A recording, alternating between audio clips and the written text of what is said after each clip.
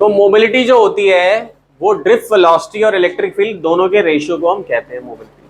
ठीक है, तो अगर आप ड्रिफ्ट वेलोसिटी का फॉर्मूला आपको याद है, इसमें पुट करो, आप इसमें पुट करो।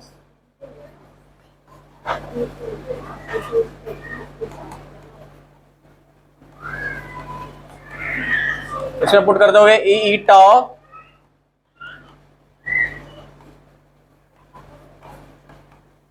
क्या हो जाएगा ये?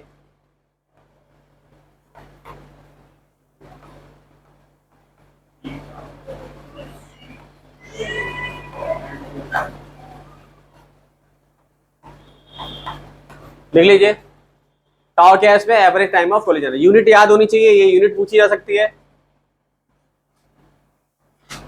और ये भी यूनिट होती है। मोबिलिटी पॉजिटिव होती है, ठीक है, जैसे इस पे भी क्वेश्चन आता है कि पॉजिटिव है कि नेगेटिव है, तो मोबिलिटी जो होती है पॉजिटिव होती है, इसको लिख लीजिए आप। मोबिलिटी जब पॉजिटिव थी, यूनिट लिख लीजिए, ये पॉजिटिव होती है।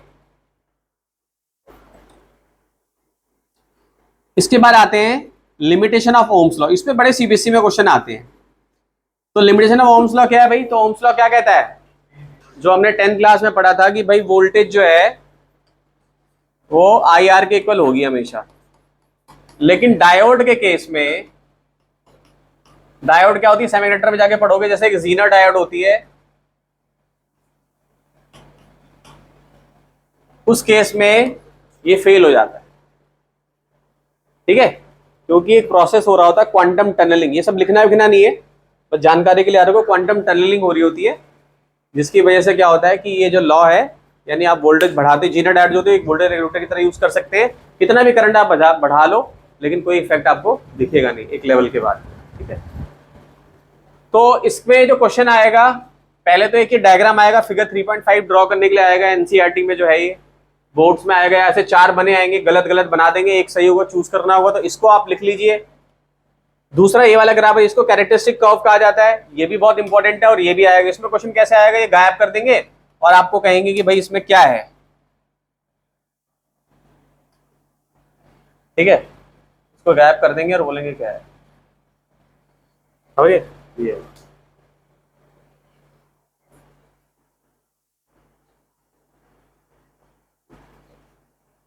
बनाइए, डायग्राम बनाइए फटाफट।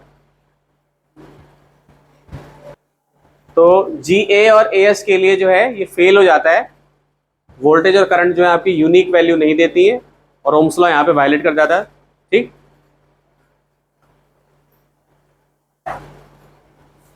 और एक ग्राफ आपको बनाना है। इसमें क्वेश्चन कैसे आएगा, ये आपको ग्राफ आ जाएगा प्रिंटेड, आपका ये गायब रहेगा, ये चीज गायब रहेगी। आपसे लिखने के लिए बोलेगा नाम, ठीक है, या ये पूछ लेगा आपसे, या हो सकता है कि ये क्वेश्चन आ जाएगा, आपको ग्राफ ही ड्रॉ करना पड़ेगा बोर्ड में। ये एमसीक्यू में आ जाएगा ऑप्शन में। हाँ हाँ, उसी की बात हो रही है, डायोड मिक्स करके बनाते हैं ना।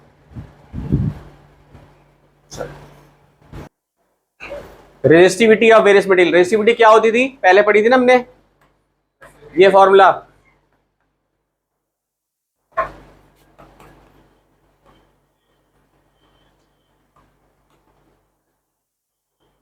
Are equal to rho L by A. ठीक है, ये आपका रेजिस्टिविटी हो गया और ये आपका इसमें रेजिस्टिविटी हो गया, रेजिस्टेंस हो गया। ठीक, तो अलग अलग मटेरियल की रेंज पूछ सकते हैं। जैसे मेटल्स के लिए जो रेंज है वो क्या है आपकी, ये 10⁻⁸ से 10⁻⁶ ओम। ठीक है, और इनकी इंसुलेटर की ज्यादा होती है, इसको भी लिख लीजिए। इस पे छोटे छोटे क्वेश्चन बन सकते हैं, एमसीक्यू बन सकता है इजीली। हाईएस्ट लिखो रेजिस्टिविटी किसकी है, लोएस्ट किसकी है, लिख लो।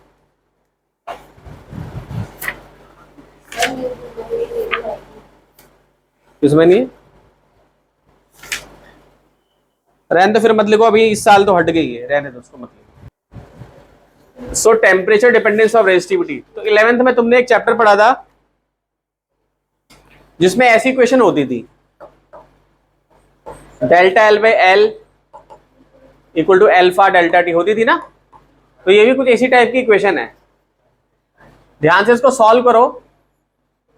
तो rho T equal to rho naught plus rho naught alpha T minus rho naught alpha T naught. ठीक है, ठीक है, समझ गए?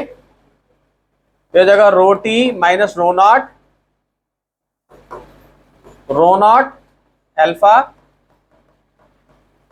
T minus, so rho T minus rho not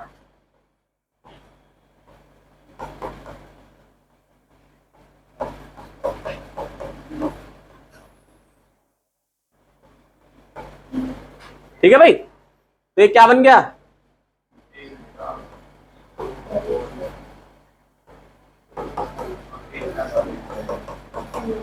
इसमें अल्फा क्या हो जाएगा? Temperature coefficient of resistivity. लिख लीजिए फटाफट जल्दी से। सीआरटी में ना ये सभी डेटा दिया हुआ है। तो मेटल्स के लिए अल्फा क्या होता है, और ये जेई में भी पूछा है, रेंज जो है देखिएगा आप अगर प्रीवियस क्वेश्चन उठा के, तो यही क्वेश्चन पूछा है अल्फा किस पॉजिटिव की नेगेटिव किसके लिए होता है, और मेटल्स के लिए 0 डिग्री सेल्सियस पे लिस्ट हमारी दी हुई है। ठीक है, अब इसमें ये देखो, ये जो ग्राफ है क्या इंक्रीजिंग का है कि डिक्रीजिंग का ग्राफ है ये? ठीक है, और ये वाला नाइक्रोम क्या होता है? एलॉय होता है।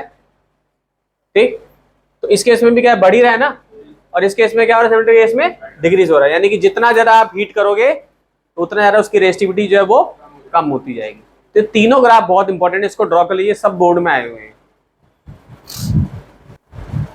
देखिए ये फॉर्मूला हमने पढ़ा है, पहले पढ़ा था ना ये वाला फॉर्मूला, ये जो है, तो रो एम अपॉन एन स्क्वायर, इसकी डेरिवेशन भी कराई थी मैंने। तो ऐसा जो ग्राफ अगर बन रहा है तो क्यों बन रहा है ऐसा ग्राफ जो है? ठीक, तो 2 मिनट इस लाइन को पढ़िए और इसमें से कुछ निकालिए कि क्या इसका आंसर हम दे सकते। मान लो कि अगर क्वेश्चन अगर आपको आएगा कि क्यों भाई ऐसा ग्राफ ऐसे क्यों जा रहा है, इसका रीजन क्या है? ठीक है, बढ़ रहा है तो क्यों बढ़ रहा है, घट रहा है तो क्यों घट रहा है? ठीक, तो इसी फॉर्मूले से एक्सप्लेन करना पड़ेगा आपको। जैसे मैं यहां लिख दे रहा हूं rho equal to M upon N E square tau. तो देखिए रो इनवर्सली प्रोपोर्शनल है, आपका टाउ घटेगा तो रो बढ़ेगा। ठीक है, तो जरा इसको रीड करिए।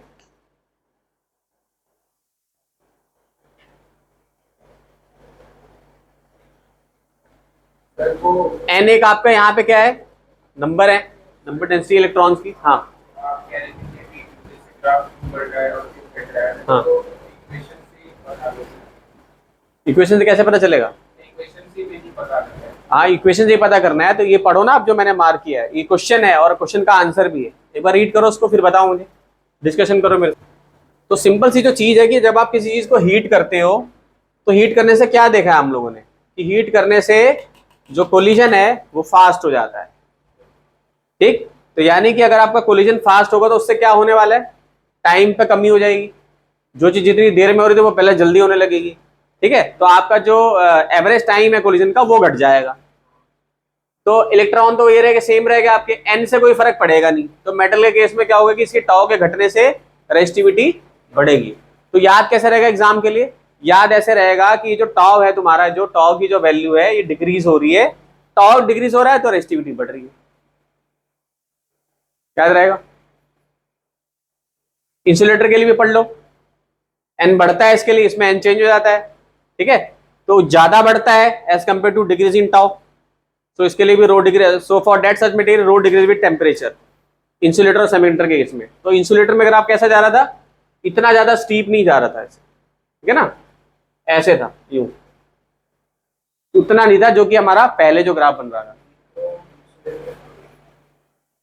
एलॉय तो है ना, वो मेटल जैसा तो नहीं है ना बेटा। हाँ, तो इन जो, हाँ हाँ, तो एक्चुअली में हमने जो पढ़ा ग्राफ, हमने एक कॉपर का देखा था, हमने एक नाइक्रोम का देखा है, और हमने किसका देखा यहाँ पे, उसका सेमीकंडक्टर का। हाँ, सेमीकंडक्टर का केस में। तो ये जो है, ये वाला जो ग्राफ है जिसमें इसमें ग्रोथ तो हो रही है, उतनी नहीं हो रही। ठीक है, और इसमें क्या है कि पूरे डिक्रीज कर रहा है। तो इंसुलेटर में भी टाइप्स है, नाइक्रोम थोड़ा मिडिल में है, मेटल भी तो नहीं है बहुत अच्छा, है ना, तभी तो नाइक्रोम का हम यूज करते हैं। उसमें वो जो इलेक्ट्रिक वो होती है जो उसमें यूज किया जाता है ताकि बहुत टेम्परेचर पे भी जलता रहता है ना। नाइक्रोम के लॉय का यूज करते हैं ना हीटर वगैरह में जो है, ये चीज है। लेकिन कॉपर जैसा तो नहीं है ना उसका फंक्शन, गोल्ड जैसा तो नहीं, सिल्वर जैसा नहीं, तो ये याद रखना है। ठीक है, लिख लीजिए।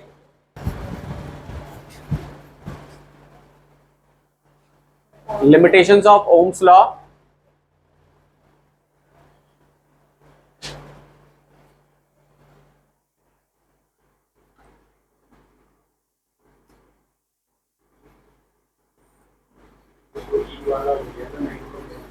है।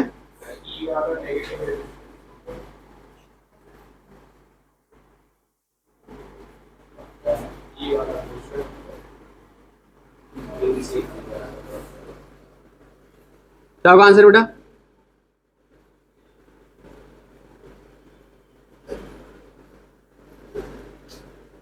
अभी भी कराया मैंने, यही क्वेश्चन कराया, ये आया ना बोर्ड में, देख रहे हो आपके सामने, जैसा बोला था मैंने। हाँ।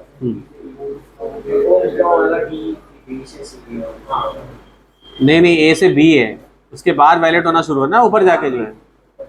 चलो ये वाला बताओ,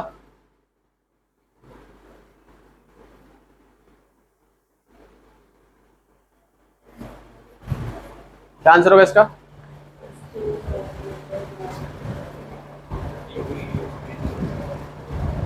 अभी भी कराया, इसी पे डिस्कशन हुआ।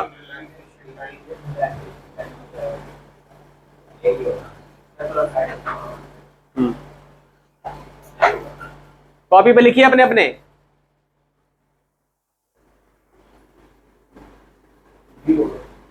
लिख लीजिए पूरा प्रॉपर आंसर।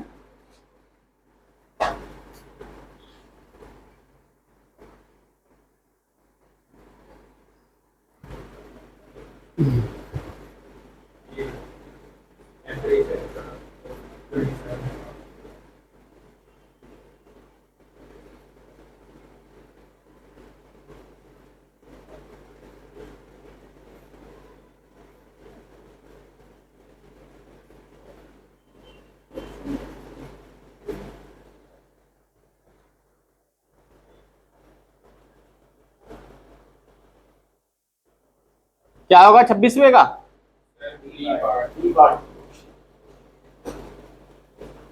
सही है, समझाया, डिस्कशन हुआ इस पे हमारा जो है।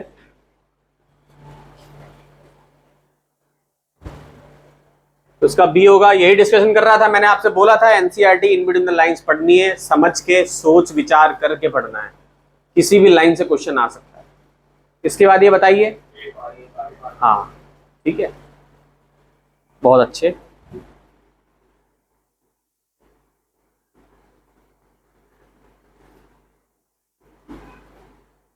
देख ले कैसे क्वेश्चन आ रहे हैं बोर्ड में, और इसी पैटर्न पे हर साल आते हैं। इसको छोड़ के कोई और किताब पढ़ने लग गए ना, फिर नहीं आएंगे नंबर, मैं बता रहा हूं।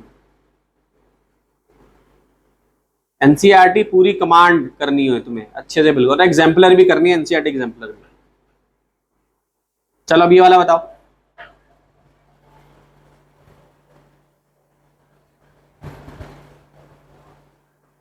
एक ये वाला करो 22वां, और एक 29वां, सॉल्व करो तो जरा 28वां और 29वां, ये सब कराया हुआ है मैंने। देखो यही ड्रिफ्ट वेलोसिटी डेरिवेशन आई है, पैटर्न अभी भी वही है, सेम जैसा पिछले साल था।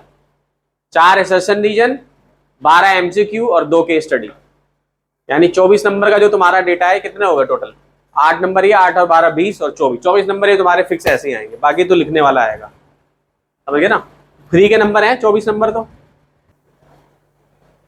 ये होता था।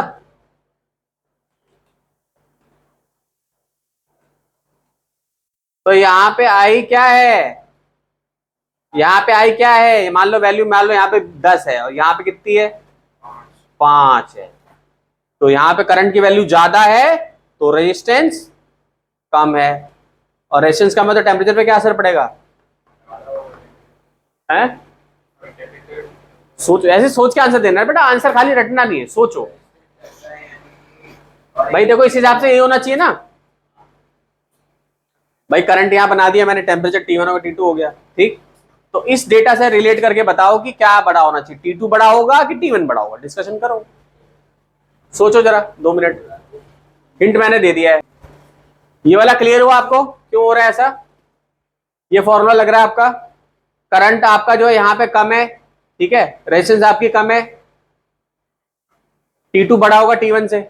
अभी आप लोगों ने रीजन डिस्कस किया है मेरे साथ जो है, इसमें कोई डाउट नहीं है, इसमें T2 बड़ा होगा T1 से, ठीक है। इस वाले में क्या है कि मैंने आपको सिखाया था, जैसे area under velocity time graph gives us displacement, velocity का फॉर्मूला क्या होता था, डिस्प्लेसमेंट अपॉन टाइम।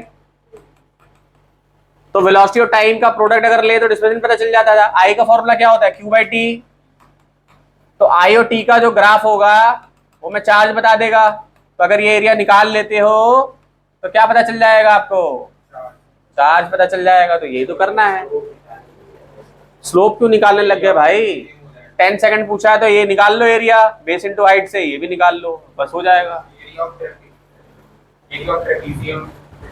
ट्रेपीजियम नहीं, ट्रेपीजियम से भी निकाल सकते हो आप, लेकिन क्या करोगे, ये ट्रायंगल मान लो, बेस इनटू हाइट, हाइट कितनी है 5, बेस कितना है 5, ये कितना है 5 और ये कितना है 5, तो ये भी निकल जाएगा ऐसे, बस हो जाएगा। करो जल्दी से, कॉपी निकाल के दिखाओ फटाफट जल्दी से आंसर।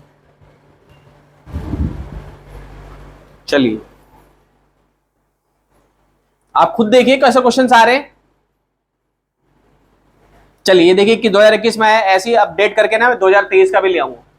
इसको देखिए कैसे करेंगे, इसका आंसर क्या होगा।